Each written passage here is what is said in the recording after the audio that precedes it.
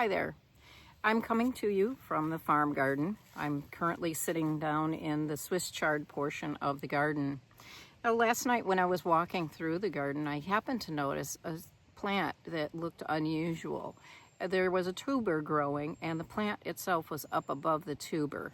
And so that is this plant right here. I went ahead and I pulled this plant because honestly, this isn't producing a lot of leaves anyway. The rest of the plants look beautiful, but this one had the tuber sticking out. You plant these from a seed and they've developed these tubers. And I thought, well, that looks so much like a beet. And I wondered, well, is it edible?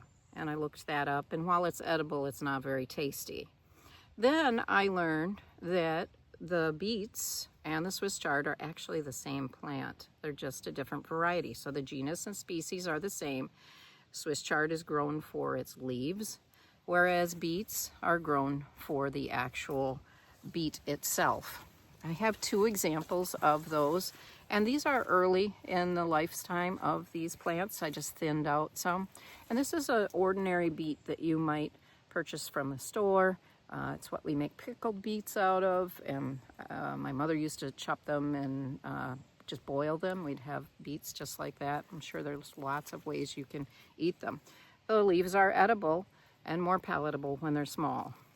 I actually grow them for the greens at my home garden in containers. Oh, this one is called a mango.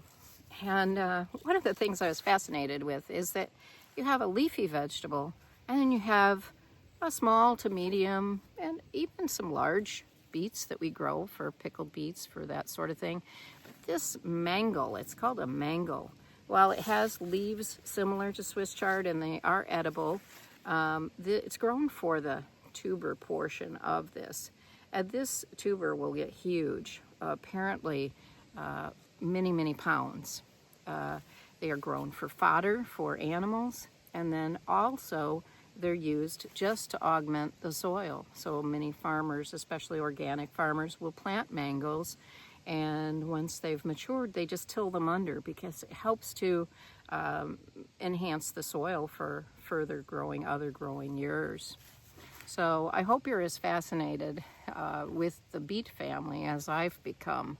I'm looking very forward to pickled beets and more Swiss chard this year. I just can't get enough of that. I'm not sure what I'm doing with the Mangels, but it was an experiment. I hear they do make okay pickled beets. They're just not quite as strong as your regular beet. All right, happy farming.